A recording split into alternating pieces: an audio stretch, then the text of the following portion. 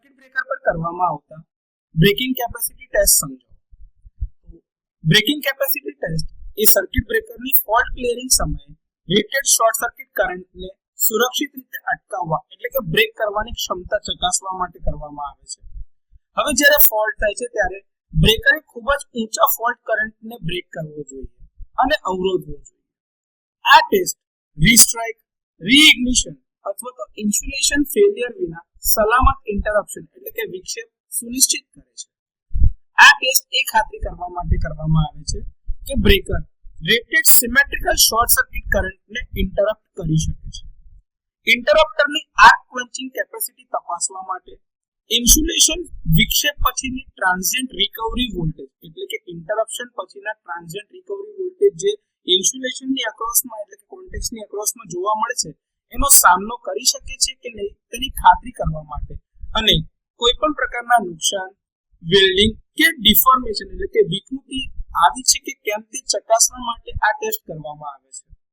હવે આ પરીક્ષણની અંદરમાં બ્રેકર દ્વારા એક નિયંત્રિત શોર્ટ સર્કિટ કરવામાં આવે છે એટલે કે કંટ્રોલ્ડ એન્વાયરમેન્ટમાં શોર્ટ સર્કિટ થાય છે. બ્રેકરને કરંટ વેવ ઉપરના એક ચોક્કસ બિંદુ ઉપર ઓપન કરવા માટેનો આદેશ આપવામાં આવે છે એટલે કે કમાન્ડ કરવામાં આવે છે.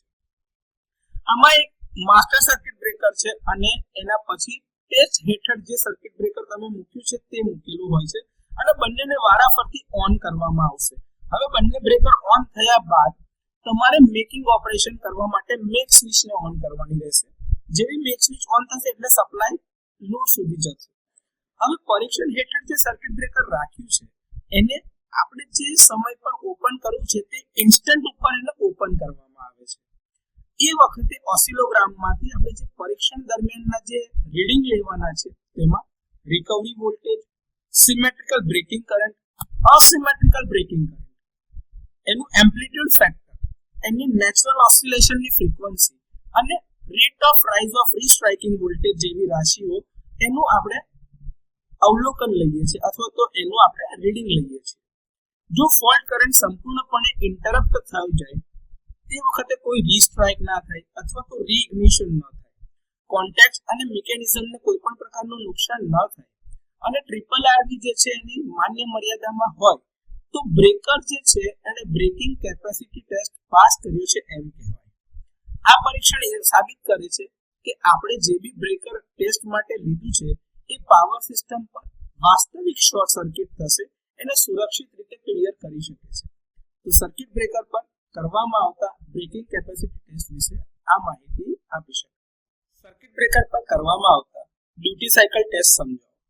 તો આ ટેસ્ટ એ તપાસવા માટે કરવામાં આવે છે કે તમારું સર્કિટ બ્રેકર જે છે એ હાઈ સ્ટ્રેસ ફોલ્ટની પરિસ્થિતિ જે રિયલ ટાઈમ સિસ્ટમમાં ફોલ્ટ થાય છે તે વખતે ઉત્પન્ન થતા ઇલેક્ટ્રોમિકેનિકલ ફોર્સ જે હશે એ પરિસ્થિતિઓ હેઠળ પણ સેવામાં એટલે કે ઇન લાઈફ સર્વિસ હશે ત્યારે જરૂરી હોય ત્યારે ઓપન અને ક્લોઝિંગ ઓપરેશન કરી શકે છે કે કેમ તે જાળવવા માટે અથવા તો ચેક કરવા માટે આ ટેસ્ટ કરવામાં આવે છે.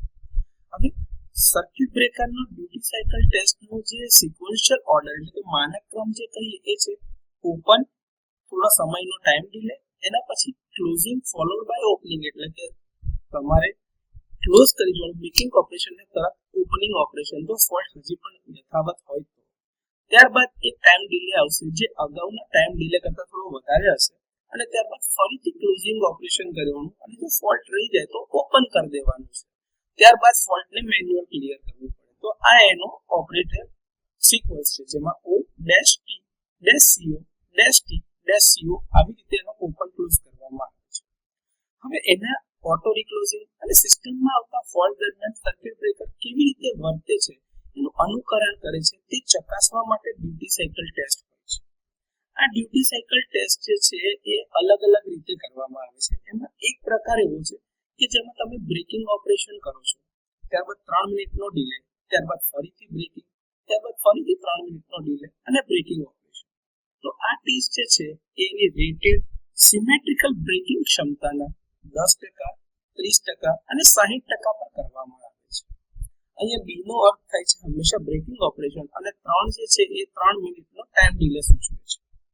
બીજો એક ટેસ્ટ છે જેમાં B-3-MB-3-MB આ પ્રકારે ટેસ્ટ કરવામાં આવે છે, જેમાં બી નો અર્થ થાય છે બ્રેકિંગ, 3 નો અર્થ થાય છે 3 મિનિટનો ટાઈમ ડિલે અને એમબી નો અર્થ થાય છે મેકિંગ ઓપરેશન પછી તરત જ બ્રેકિંગ ઓપરેશન. તો આ ટેસ્ટમાં રેટેડ સિમેટ્રિકલ બ્રેકિંગ કેપેસિટીના 100% કરતા ઓછા નહીં, એવી જ રીતે મેકિંગ કેપેસિટીના 100% કરતા ઓછા નહીં, એવી રીતે આ ટેસ્ટ પરફોર્મ કરવામાં આવે છે. એટલે કે એટલા કરંટની ક્ષમતા અથવા તો પાવરનું વહન થતું હશે જે તે વખતે ત્યારે આપણે એને ઓપન કરાવીએ છીએ. આ ટેસ્ટને બે અલગ અલગ પરીક્ષણ તરીકે પણ જોઈ શકાય, જેમાં M-3-M એટલે કે મેકિંગ ટેસ્ટ અને એ જ રીતે M-3-B-3 બ્રેકિંગ ટેસ્ટ આ કરવામાં આવે છે. અન્ય એક ટેસ્ટમાં B-3-B-3 એટલે કે રેટેડ અસિમેટ્રિકલ બ્રેકિંગ કેપેસિટીના 100% કરતા ઓછા ના હોય તેવી રીતે આ ટેસ્ટ પરફોર્મ કરવામાં આવે છે. આ પરીક્ષણ વારંવાર સ્ટ્રેસ હેઠળ એટલે કે તમારા હાઈ સ્ટ્રેસ હેઠળ મિકેનિકલ અને ઇલેક્ટ્રિકલ એન્ડ્યુરન્સ એટલે કે સહનશક્તિ ચકાસવા માટે, મલ્ટિપલ ટાઈમ ઇન્ટરપ્શન માટે, આર્ક ક્વન્ચિંગ કેપેસિટી ચકાસવા માટે, બ્રેકર તરત આવતા એટલે કે સિક્વન્શિયલ ફોલ્ટ અથવા તો સક્સેસિવ ફોલ્ટને ક્લિયરિંગની કામગીરી ઝડપથી કરી શકે છે તેની પુષ્ટિ કરવા માટે આ ટેસ્ટ કરવામાં આવે છે. જો બ્રેકર સમગ્ર ડ્યુટી સાયકલ પૂર્ણ કરતું હોય તે વખતે કોઈ રીસ્ટ્રાઇક ન થાય અથવા તો રીઇગ્નિશન કે ડાઇલેક્ટ્રિક નિષ્ફળતા ન હોય, મિકેનિઝમ જામ ના થતું હોય, બેન્ડ ના થતું હોય અથવા તો વધુ પડતો ઘસારો ન હોય અને જે કોન્ટેક્ટ ઇરોઝન અથવા તો જે સંપર્કનું જે ધોવાણ છે એ મર્યાદામાં થતું હોય તો બ્રેકર આ ટેસ્ટ પાસ કરે છે એવું કહેવાય. આ એક મહત્વપૂર્ણ ટેસ્ટમાંનો ટાઈપ ટેસ્ટમાંનો એક ટેસ્ટ છે જે સાબિત કરે છે કે બ્રેકર સક્સેસિવ ફોલ્ટ એટલે કે તરત આવતા ફોલ્ટ માટે, ઓટો રીક્લોઝિંગ ઓપરેશન અને વાસ્તવિક સિસ્ટમ ડ્યુટી સાયકલને હેન્ડલ કરવા માટે સક્ષમ છે. તો બ્રેકર ઉપર કરવામાં આવતો ડ્યુટી સાયકલ ટેસ્ટ આ મુજબ આપી શકાય અથવા તો સમજાવી શકાય. સર્કિટ બ્રેકર પર કરવામાં આવતા શોર્ટ ટાઈમ કરંટ ટેસ્ટનું વર્ણન કરો. તો આ ટેસ્ટ એ ચેક કરવા અથવા તો તપાસવા માટે કરવામાં આવે છે કે બ્રેકર ચોક્કસ સમયગાળા એટલે કે લગભગ 1 કાં તો 3 સેકન્ડ માટે કોઈ પણ પ્રકારના નુકસાન થયા વગર રેટેડ શોર્ટ સર્કિટ કરંટનું વહન કરી શકે છે કે કેમ. તે પ્રવાહને ઇન્ટરપ્ટ કરતો નથી પરંતુ ફક્ત તેનું વહન કરે છે. આ ટેસ્ટ કરંટ વહન કરતા ભાગોની થર્મલ સ્ટ્રેન્થ ચકાસવા માટે અને એ ખાતરી કરવા માટે કરવામાં આવે છે કે બ્રેકર ફોલ્ટ દરમિયાન ઉત્પન્ન થતા થર્મલ અને મેગ્નેટિક સ્ટ્રેસમાંથી બચી જાય અથવા તો એને સહન કરી શકે છે. આ ટેસ્ટમાં બ્રેકરને ક્લોઝ કરવામાં આવે છે. 1 કે 3 સેકન્ડ માટે rated short time current pass કરવામાં આવે છે અને તાપમાનમાં થતો વધારો એના દ્વારા કોઈ વિકૃતિ ઉત્પન્ન થાય તો અથવા તો જે એના ઉપર વાઇબ્રેશન એટલે કે કંપન આવતા હોય એનું નિરીક્ષણ કરવામાં આવે છે. જો આ કોન્ટેક્ટ કાં તો વાહક જેમાંથી કરંટ પસાર થતો હોય તે કોઈ પણ પ્રકારની વિકૃતિ, ઢીલા જોડાણ અથવા તો એના ઉપર કાર્બન જામ ના થાય એટલે કે બળે નહીં, કોઈ જાતનું બર્ન ન દેખાય, તાપમાનમાં થતો વધારો જે છે સમય મર્યાદા અથવા તો જે માન્ય મર્યાદા નક્કી કરી છે તેમાં હોય અને ઇન્સ્યુલેશન અથવા તો મિકેનિકલ ભાગોને કોઈ નુકસાન ન થાય તો બ્રેકર આ ટેસ્ટ પાસ કરે છે એવું કહેવાય. હવે આ ટેસ્ટ એ ખાતરી કરે છે કે જ્યાં સુધી પ્રોટેક્શન સિસ્ટમ પર ફોલ્ટ દૂર ના થાય અથવા તો પ્રોટેક્ટિવ રિલે તમારી ફોલ્ટ ક્લિયર ના કરે ત્યાં સુધી બ્રેકર ઓપરેટ થતું નથી. તો સર્કિટ બ્રેકર પર કરવામાં આવતા શોર્ટ ટાઈમ કરંટ પરીક્ષણ એટલે કે ટેસ્ટનું આ પ્રમાણે વર્ણન કરી શકાય. સર્કિટ બ્રેકર પર કરવામાં આવતા વિવિધ નિયમિત પરીક્ષણ એટલે કે રૂટીન ટેસ્ટ જણાવો. તો એમાં લખી શકાય power frequency voltage test, millivolt drop test, operational test, auxiliary અને કંટ્રોલ સર્કિટ પરના વોલ્ટેજ. સર્કિટ બ્રેકર પર કરવામાં આવતા મિલીવોલ્ટ ડ્રોપ ટેસ્ટનું વર્ણન કરો. મિલીવોલ્ટ ડ્રોપ ટેસ્ટ જેને કોન્ટેક્ટ રેઝિસ્ટન્સ ટેસ્ટ તરીકે પણ ઓળખવામાં આવે છે તે સર્કિટ બ્રેકર પર બંધ એટલે કે ક્લોઝ સ્થિતિમાં હોય ત્યારે મુખ્ય કોન્ટેક્ટમાં ઇલેક્ટ્રિકલ રેઝિસ્ટન્સ માપવા માટે કરવામાં આવે છે. આ ટેસ્ટ એટલે કે પરીક્ષણ ખાતરી કરે છે કે બ્રેકરના કોન્ટેક્ટ સ્વસ્થ એટલે કે હેલ્ધી છે અને કોઈ પણ પ્રકારના નુકસાન થયા વિના કે વધુ પડતી ગરમી અથવા તો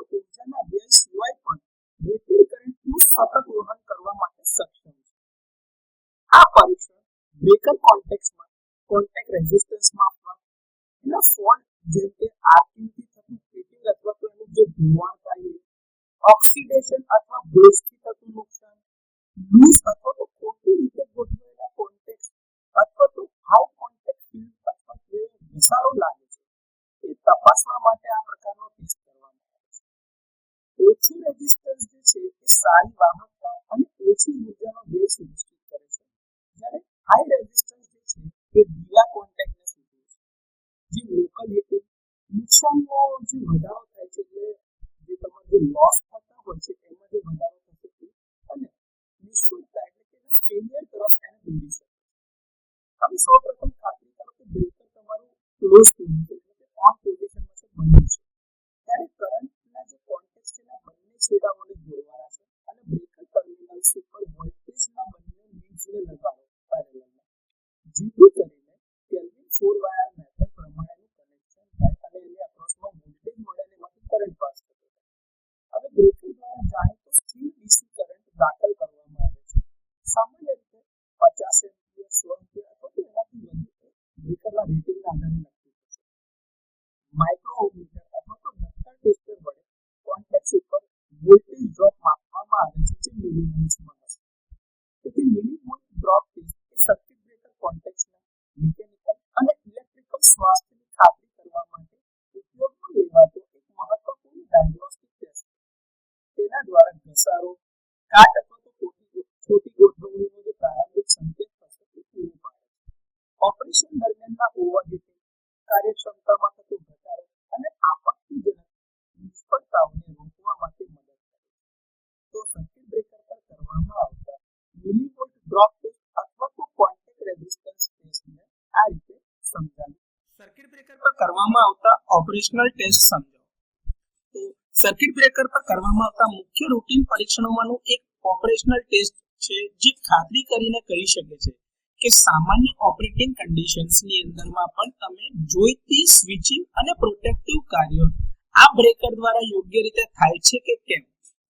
હવે ટાઈપ ટેસ્ટ કે જે ફક્ત ડિઝાઇનની ચકાસણી કરે છે અથવા તો ખાસ ટેસ્ટ અથવા તો જે સ્પેશિયલ ટેસ્ટ આપણે કહીએ છીએ એનાથી અલગ ઓપરેશનલ ટાઈપના જે ટેસ્ટ છે એ ઇન્સ્ટોલ કરેલ મિકેનિઝમ અને કંટ્રોલ સર્કિટની યોગ્ય કામગીરીની પુષ્ટિ કરવા માટે છે. એ ચકાસે છે કે આખું બ્રેકર ઓપરેશન અથવા તો મિકેનિઝમ છે પ્રોપર કામ કરે છે કે નહીં. હવે આ ઓપરેશનલ ટેસ્ટ ચકાસે છે કે મિકેનિકલ ઓપનિંગ અને ક્લોઝિંગ મિકેનિઝમ યોગ્ય રીતે કાર્ય કરે છે. કંટ્રોલ સર્કિટ કે જેમાં ટ્રીપ કોઇલ આવે, ક્લોઝિંગ કોઇલ આવે, ઓક્સિલરી કોન્ટેક્ટ્સ જે એને ડેડિકેટેડ જે કામ કીધું છે એ હેતુ મુજબ કાર્ય કરે છે કે કેમ. બ્રેકર જે છે મેન્યુઅલ અને ઓટોમેટિક કામગીરી સરળતાથી અને વિશ્વસનીય રીતે કરે છે. ઇન્ટરલોક, સેફટી સ્વિચ અને અલાર્મ જે મૂકવામાં આવેલા છે એ બધા પોતાનું યોગ્ય કાર્ય કરે છે કે કેમ તે ચકાસવા માટે બ્રેકર ઉપર ઓપરેશનલ ટેસ્ટ કરવામાં આવે છે. હવે આ પ્રકારના પરીક્ષણમાં પ્રથમ એ ચકાસવામાં આવે છે કે બ્રેકર તમારું યોગ્ય રીતે ઇન્સ્ટોલ કરેલું છે કે કેમ. ખાતરી કરવામાં આવે છે કે એનું કંટ્રોલ વાયરિંગ, એના ઓક્સિલરી કોન્ટેક્ટ્સ જોડાયેલા છે કે નહીં, એનું ક્લોઝિંગ મિકેનિઝમ મેન્યુઅલી ઓપરેટ કરે છે અથવા તો ઓટોમેટિકલી ઓપરેટ થઈ શકે છે કે કેમ તે જોવામાં આવે છે. અને એના માટે બ્રેકર સરળતાથી ઓન સ્થિતિમાં જાય છે કે કેમ એ જોવાય. મિકેનિકલ ટ્રીપ બટનનો ઉપયોગ કરવામાં આવે છે અને તાત્કાલિક ચેક કરો કે બ્રેકર એની સંપૂર્ણ ફૂલ ઓપન પોઝિશન સુધી ઓપન થાય છે કે કેમ તે ચકાસો.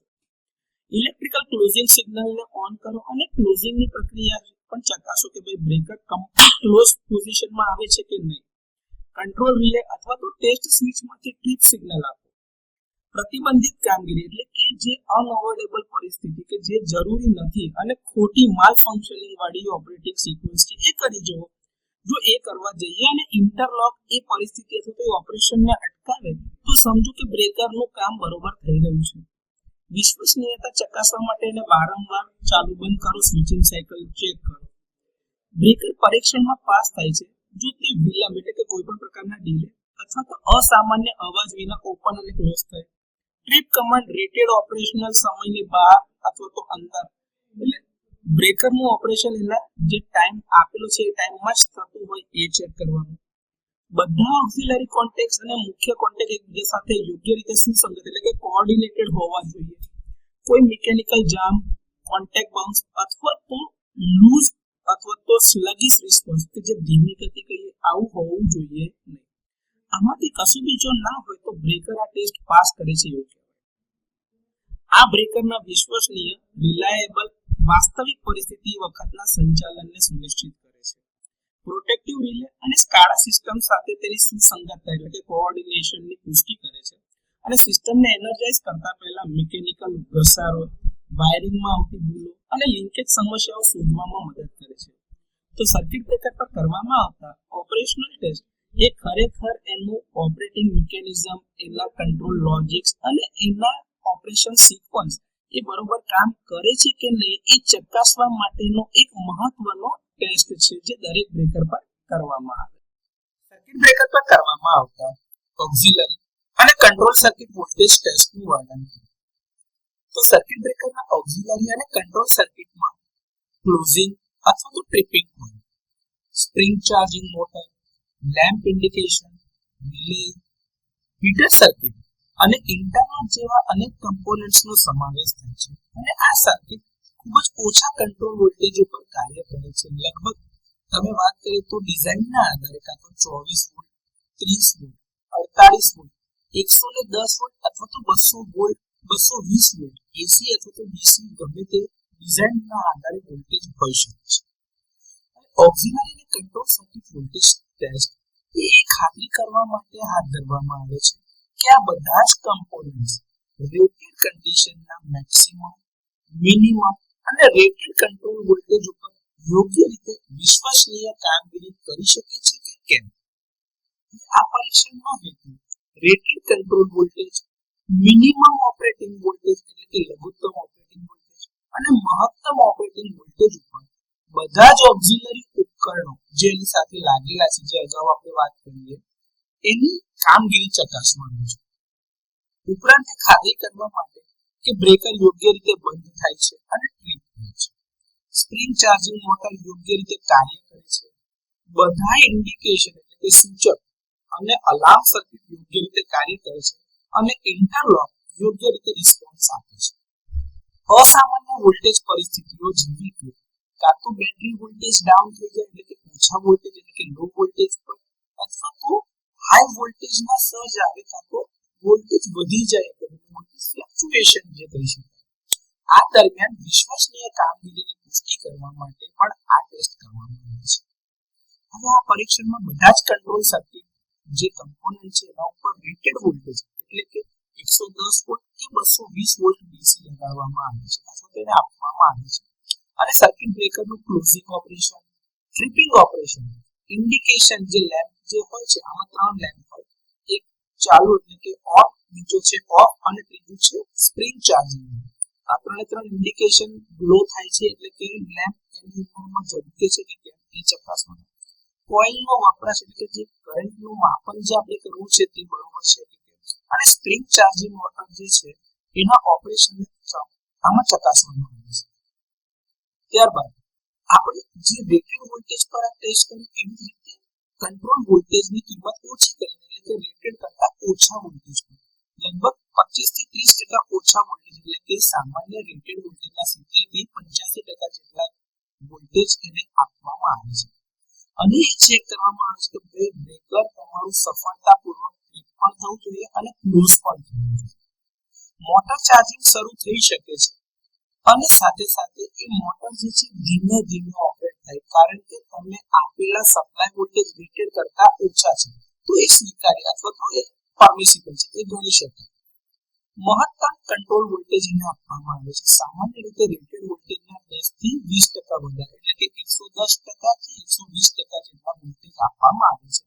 અને એના પર ફરી ચકાસવામાં આવે છે કે કોઈ ઓવરહીટિંગ તો નથી થતું, કોઇલ ચેટરિંગ તો નથી કરતા ને, ઇન્ડિકેશન તમારા બ્લો તો નથી એટલે કે ઉડી તો નથી જતા ને, કોઈ મોટર અસામાન્ય રીતે વધારે પડતો કરંટ તો નથી ખેંચી રહી. આ બધું જ એમાં ટેસ્ટ કરવામાં આવે છે. એ દરમિયાન closing coil current, tripping coil current, motor charging current, lower એટલે કે ન્યૂનતમ કરંટ એટલે minimum current, lower rated voltages, minimum rated voltages જે આપણે કહીએ તે રેટેડ વોલ્ટેજીસ અને મેક્સિમમ વોલ્ટેજીસ પર ઓપરેટિંગ ટાઈમ અને ઇન્ટરલોકની જે કામગીરી છે એ બધી જ ચકાસવામાં આવે છે, રેકોર્ડ કરવામાં આવે છે અને એને માપવામાં પણ આવે છે. આ કિંમતો જરૂરી છે ટેસ્ટિંગ વખતે. હવે આ જે આપણું બ્રેકર છે એ ટેસ્ટ તો જ પાસ કરે છે એવું કહેવાય જો આઈઈસી કાં તો ઇન્ડિયન સ્ટાન્ડર્ડ્સ મુજબ આ બ્રેકર ઓછામાં ઓછા વોલ્ટેજ ઉપર બંધ થવું જોઈએ અને ટ્રીપ પણ થવું જોઈએ. ઓક્સિલરી સર્કિટને નુકસાન થયા વિના મેક્સિમમ વોલ્ટેજ જે તમે આપો છો એ સહન કરી શકતા હોવા જોઈએ. કોઈ અસામાન્ય અવાજ ના આવવો જોઈએ, ઓવરહીટિંગ ના થવું જોઈએ, ધીમી કામગીરી જરા બી ન ચલવી જોઈએ, એટલે કે સ્લગિશ ઓપરેશન ના હોવું જોઈએ. ઓક્સિલરી રિલે, સ્વિચ અને લેમ્પ યોગ્ય રીતે કાર્ય કરતા હશે અને જે તમારો ઓપરેશનનો જે ક્રમ એટલે જે કામગીરી જે થવી જોઈએ એમાં ક્લોઝિંગ, ઓપનિંગ, ટ્રિપિંગ અને ઇન્ટરલોકિંગ અથવા તો મોટર ચાર્જિંગ જે કહીએ છીએ એ એકદમ સરળ અને સ્મૂથ હોવા જોઈએ. જો આવું થાય તો બ્રેકર કંટ્રોલ અને ઓક્સિલરી વોલ્ટેજ ટેસ્ટ પાસ કરે છે એવું કહી શકાય. બ્રેકરની મૂળભૂત વિગતો સમજાવો અને તેની સાથેની મુશ્કેલીઓ જણાવો. તો એસી સર્કિટ બ્રેકરમાં એક સાયકલમાં 2 વખત કરંટનું મૂલ્ય શૂન્ય થઈ ગયું છે, એટલે કે પોઝિટિવ હાફ સાયકલમાં વધશે, ત્યાંથી શૂન્ય, પાછી નેગેટિવ હાફ સાયકલ અને પાછી શૂન્ય થશે.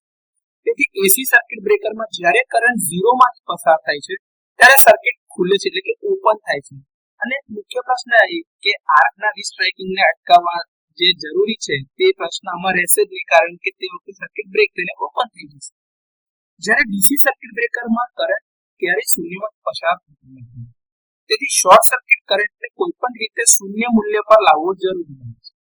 હવે બીજી સમસ્યા એ છે કે એ સમય દરમિયાન જે ઉર્જા સ્ટોર થાય છે ઇલેક્ટ્રોમેગ્નેટિક બળના સ્વરૂપમાં, એના મૂલ્યને પણ આપણે ડિસિપેટ કરવું પડશે. તો એચવીડીસી સર્કિટ બ્રેકરમાં આ પ્રમાણની સમસ્યાઓને આપણે હલ કરવી પડશે અથવા તેને દૂર કરવી પડશે. તો એમાંની મુખ્ય સમસ્યાઓ છે કે શૂન્ય કરંટની સ્થિતિ આપણે સર્જવી પડશે અને એ બનાવવા માટે આપણે એને કંઈક પણ રીતે ફોલ્ટ કરંટ એટલે કે શોર્ટ સર્કિટ કરીને શૂન્યમાંથી પસાર કરવું પડશે અને સર્કિટ ઓપન કરવું પડશે. હવે બીજો મુદ્દો એ કે તે વખતે જે આ રીસ્ટ્રાઇકિંગ થાય છે એને પણ અટકાવવું પડશે. તો રીસ્ટ્રાઇકિંગ અટકાવવા માટે શું કરવું? અને ત્રીજો મુદ્દો બને છે કે તે સમયની જે સંગ્રહિત ઉર્જા છે એને વાતાવરણમાં કેવી રીતે ડિસિપેટ કરવી અથવા તો કોઈ સર્કિટમાં કેવી રીતે ડિસિપેટ કરવી જેથી કરીને એ પ્રશ્ન પણ અટકાવી શકાય. તો ડીસી સર્કિટ બ્રેકરની મૂળભૂત વિગતો અને તેની સાથેની સંકળાયેલી મુશ્કેલીઓ આ મુજબ કહી શકાય અથવા તો વર્ણવી. ડીસી સર્કિટ બ્રેકરમાં કરંટ શૂન્યની સ્થિતિ જે નિર્માણ થાય છે અથવા સર્જન થાય છે તે સમય. તો ઓસિલેટર સર્કિટનું કરંટ શૂન્યની સ્થિતિ બનાવવા માટે થાય છે, કારણ કે એચવીડીસી બ્રેકરમાં ક્યારેય કરંટ શૂન્ય થતા નથી. હવે એચવીડીસીમાં તમે જોતા હશો કે તમારી પાસે 5 પોલ સિસ્ટમ છે, એક પોલ છે, અહીંયા ટ્રાન્સમિશન લાઈન જે છે એ બતાવવામાં આવે છે અને આ તમારું બ્રેકર એમ છે. હવે કરંટ 0 ની જે કન્ડિશન તમારે ક્રિએટ કરવી છે તેના માટે તમારે સિરીઝ રેઝોનન્ટ સર્કિટ જોઈશે, જેમાં તમારે ઇન્ડક્ટર અને કેપેસિટર લગાવવામાં આવે છે. તો એ આકૃતિમાં બતાવ્યા પ્રમાણે સર્કિટમાં L અને C જોડવામાં આવે છે. સામાન્ય રીતે M એ તમારું બ્રેકર છે અને ક્રોસ પોઝિશનમાં છે. એની સાથે 2 કોન્ટેક્ટ છે, એક તમારો નોર્મલી ઓપન કોન્ટેક્ટ જે S1 છે અને નોર્મલી ક્લોઝ કોન્ટેક્ટ S2 લગાવવામાં આવે છે. અહીંયા તમે જોતા હશો તમારી સર્કિટ જે છે બ્રેકર M, ઇન્ડક્ટર L અને capacitor C normal close contact S2 અને R દ્વારા નેગેટિવમાં પુલ થાય છે. તો આ રીતે તમારો કરંટ ફ્લો થતો છે નોર્મલી ક્લોઝ કન્ડિશનમાં અથવા ઓરિજિનલ કન્ડિશન જ્યારે ફોલ્ટ નથી ત્યારે. તો આ તમારી નોર્મલ સ્થિતિ છે. હવે તે વખતે તમારો બ્રેકરનો કોન્ટેક્ટ જે S1 છે એ નોર્મલી ઓપન છે, ખુલ્લો છે અને S2 તમારો નોર્મલી ક્લોઝ કોન્ટેક્ટ છે બંધ આવેલો છે, ત્યારે બ્રેકર પણ ક્લોઝ છે. હવે એ સમય દરમિયાન તમારું જે કેપેસિટર જે છે એ આટલા વોલ્ટેજ ઉપર ચાર્જ થાય છે, જે M એટલે કે પોઝિટિવ પોલારિટી અને નેગેટિવ પોલારિટી વચ્ચે છે, કે લાઈન વોલ્ટેજ ઉપર આ કેપેસિટર તમારું ચાર્જ થતું હશે. વાયા પાથ કયો હશે એનો? તો પાથ જે છે પોઝિટિવ થી M થી લઈને L, L થી C અને S થી લઈને તમારા R માં આ પાથ. તો જોવા જઈએ તો આ તમારો જે S1 જે નોર્મલી ઓપન કોન્ટેક્ટ છે એના એક્રોસમાં એક પોઝિટિવ પોલારિટી અને નેગેટિવ પોલારિટી કે લાઈન વોલ્ટેજ એક્રોસમાં આવશે અને આ લાઈન વોલ્ટેજ એને ઓપન કન્ડિશનમાં રાખે છે. પણ હવે જ્યારે ફોલ્ટ થશે તે વખત જ્યારે ફોલ્ટ થશે ત્યારે આ કોન્ટેક્ટર એનો સ્ટેટસ બતાવશે, એટલે નોર્મલી ઓપન કોન્ટેક્ટ થશે ક્લોઝ અને નોર્મલી ક્લોઝ કોન્ટેક્ટ થશે તમારો ઓપન. હવે એ સમય દરમિયાન આ સર્કિટ ખુલી જશે અને કેપેસિટર જે છે એ સી એલ એમ જે ઓપન થયું નથી હજી કારણ કે એચવીડીસી બ્રેકર છે અને એન ઓ જે હતું હવે એ ક્લોઝ સર્કિટ બને છે, તો એ પાર્ટમાં હવે કેપેસિટર ડિસ્ચાર્જ થાય છે, જેના કારણે ઓસિલેટરી કરંટ ઉત્પન્ન થાય છે, જે તમે આકૃતિમાં જોઈ શકો છો. જ્યારે હવે આ પ્રવાહ કરંટ 0 માંથી પસાર થાય છે ત્યારે સર્કિટ બ્રેકરને ઓપન કરવામાં આવે છે. પછી તમારો કોન્ટેક્ટ S1 ને ઓપન કરવામાં આવે છે અને તમારું બ્રેકર B2 બંધ થાય છે. તો આ રીતે તમારું HVDC સર્કિટ બ્રેકર કરંટ 0 ની સ્થિતિ પર ઓપરેટ થશે અને કરંટ 0 ની સ્થિતિનું નિર્માણ કરવા માટે તમે સિરીઝ રેઝોનન્સ સર્કિટનો ઉપયોગ કરો છો. રેઝિસ્ટરનો ઉપયોગ કરીને કરંટ શૂન્ય કેવી રીતે થઈ શકે છે HVDC બ્રેકરમાં, તો એ સ્થિતિનું નિર્માણ કેવી રીતે થઈ શકે? તો મુખ્ય સર્કિટ જે તમને દેખાય છે તો તમે ડાયરેક્ટ કરંટને વિક્ષેપિત કરવાની બીજી મેથડની મુખ્ય કરંટમાંથી જે કરંટ પસાર થાય છે એને કેપેસિટર તરફ ડાયવર્ટ કરવામાં આવે છે, તો વાળવામાં આવે છે. આના કારણે સર્કિટ દ્વારા વિક્ષેપિત થતો જે કરંટ છે એ ઘટી જાય છે. આકૃતિમાં એ બતાવવામાં આવ્યું છે કેપેસિટર સી જે છે શરૂઆતમાં ડિસ્ચાર્જ સ્થિતિમાં હોય છે. હવે જ્યારે તમારું મેઇન બ્રેકરનો કોન્ટેક્ટ એમ આ જે છે મુખ્ય બ્રેકરનો કોન્ટેક્ટ એમ એ ઓપન થાય છે ત્યારે મુખ્ય કરંટ જે તમારું બ્રેકરમાંથી જનરેટ કેપેસિટર તરફ જાય છે અને એની આગળ તમારું નોન લિનિયર રેઝિસ્ટર હવે જે રિકવરી વોલ્ટેજનો વધારાનો જે દર જે છે એનું મૂલ્ય એ rate of rise of recovery voltage એટલે ટ્રિપલ આર ની જેની વાત કરીએ છીએ એ નોન લિનિયર રેઝિસ્ટર જે છે એની ઉર્જા જે છે એ આટલા વોલ્ટેજને શોષી લે છે અને તેના કારણે મુખ્ય બ્રેકર જે છે એના આક્રોશમાં જે વોલ્ટેજ આવવા જોઈએ એ વોલ્ટેજ ઘટી જાય છે. તો આ રીતે નોન લિનિયર રેઝિસ્ટરની મદદથી HVDC સર્કિટ બ્રેકરમાં કરંટ શૂન્યની સ્થિતિનું નિર્માણ કરી શકાય. HVDC સર્કિટ બ્રેકરમાં રીસ્ટ્રાઇકિંગનું કંટ્રોલ અથવા તો નિયંત્રણ હોય. HVDC સર્કિટ બ્રેકરમાં આર્કનું જે રીસ્ટ્રાઇકિંગ થાય છે એ રીસ્ટ્રાઇકિંગને અટકાવવું એ જો એક મહત્વનો ફંક્શન છે. આમાં ઓસિલેટર DC સર્કિટ માટે આ મુશ્કેલ છે કારણ કે કરંટ ચોપિંગનો જે સમયગાળો છે 100 માઇક્રોસેકન્ડ જેટલો છે જે ખૂબ જ ઓછો છે. હવે આ સમય દરમિયાન જે રીસ્ટ્રાઇકિંગ વોલ્ટેજ આવતા હશે એનો સર્જ વેલ્યુ જે હશે જે મૂલ્ય હશે મેગ્નિટ્યુડ એ બ્રેકરના ટર્મિનલ્સની અક્રોસમાં આવશે ખૂબ જ ઊંચું હશે. સર્કિટ બ્રેકર આ સર્જ વોલ્ટેજનો સામનો કરવા માટે સક્ષમ હોવું જોઈએ. આવું કરવા માટે અથવા તો આર્કનું રીસ્ટ્રાઇકિંગ ન થાય કંટ્રોલિંગ માટે ડીઆયોનાઇઝ કરવા માટે આર્કની એક નાની જગ્યા રાખવા માટે ખૂબ જ સાંકડી હોય છે અને એમાં ઊભી ધાતુની પ્લેટની જાળી મૂકવામાં આવે છે જેને ગ્રેટિસ કહેવામાં આવે છે. તો સેપરેટર્સ આની ભાષામાં તો એટલા વિસ્તાર એટલે કે એટલા એરિયા ક્ષેત્રની અંદર નાના નાના ભાગોમાં વિભાજન કરવામાં આવે છે જેથી આર્કનું રીસ્ટ્રાઇકિંગ અટકાવી શકે. તો આ રીતે HVDC સર્કિટ બ્રેકરમાં તમે આર્કનું રીસ્ટ્રાઇકિંગ થતું અટકાવી શકો છો અને HVDC સર્કિટ બ્રેકર સાથે સંકળાયેલ બીજા એક મહત્વના પ્રશ્નોનું આ રીતે નિરાકરણ આવી શકે છે. HVDC સર્કિટ બ્રેકરમાં સંગ્રહિત થયેલી ઉર્જાને ડિસિપેટ કરવાની કેવી રીતે વ્યવસ્થા ગોઠવાય છે તે સમજાવો. તો HVDC પ્રકારના સર્કિટ બ્રેકર સાથે સંકળાયેલો એક બીજો મહત્વનો પ્રશ્ન છે કે આ રીસ્ટ્રાઇકિંગ થતો અટકાવવા વખતે તે સમયે જે ઉર્જા હોય છે એ ઉર્જા કેવી રીતે તમે વાતાવરણમાં ડિસિપેટ કરી શકો છો. તો એના માટેની એક અલગ વ્યવસ્થા HVDC બ્રેકરમાં હોય છે કે જેમાં ઇન્ડક્ટરના કારણે જે સંગ્રહિત ઉર્જા જે કરંટ ઇન્ટરપ્શન જ્યારે આર્ક ઇન્ટરપ્શન કરતા હોય જ્યારે બ્રેકર ઓપન છે તે દરમિયાન એની ઉર્જા જે છે વિસર્જિત થઈ જવી જોઈએ વાતાવરણમાં, નહીતર આ ઉર્જા જે છે કેપેસિટર તરફ ટ્રાન્સફર થશે અને એના લીધે કેપેસિટરની અક્રોસમાં ઓવર વોલ્ટેજ આવશે. હવે સર્કિટ બ્રેકરની આજુબાજુ તમે એક સ્પાર્ક ગેપ રાખેલ છે એના કારણે કોમ્યુટેટિંગ કેપેસિટર કે જેના કારણે તમારો આર્ક ખોલવાય છે અને કરંટ 0 તરફ જઈ રહ્યો છે એનું કદ ઓછું થાય છે. આ અસામાન્ય વોલ્ટેજનું મૂલ્ય જે એની અક્રોસમાં આવતું હશે એમાં ઘટાડો થાય છે. વધુમાં કહીએ તો ટ્રાન્ઝિટ રિકવરીનું મૂલ્ય જે છે એ ઘટતું જાય છે અને બ્રેકરની આજુબાજુ એક એરેસ્ટર જે તમે લગાડ્યું છે ઝેડનો એરેસ્ટર એ જોડીને તમે જે આ ઇન્ડક્ટરમાં વધારાની જે સ્ટોર એનર્જી રહી છે એને વાતાવરણમાં ડિસિપેટ કરી શકો છો, એટલે કે એનું વિસર્જન કરી શકો છો. તો HVDC પ્રકારના સર્કિટ બ્રેકરમાં સંગ્રહ થયેલી ઉર્જાની ડિસિપેશન માટેની આ એક અલગ પ્રકારની વ્યવસ્થા છે, અને એટલે જ HVDC બ્રેકર સાથે સંકળાયેલ બીજો આ મહત્વનો મુદ્દો જે છે કે સ્ટોર થયેલી ઉર્જાને કેવી રીતે ડિસિપેટ કરીશું. તો આ વ્યવસ્થાના ભાગરૂપે એ ઉર્જાને વાતાવરણમાં ડિસિપેટ કરવાથી આ પ્રશ્નનું નિરાકરણ આવી શકે.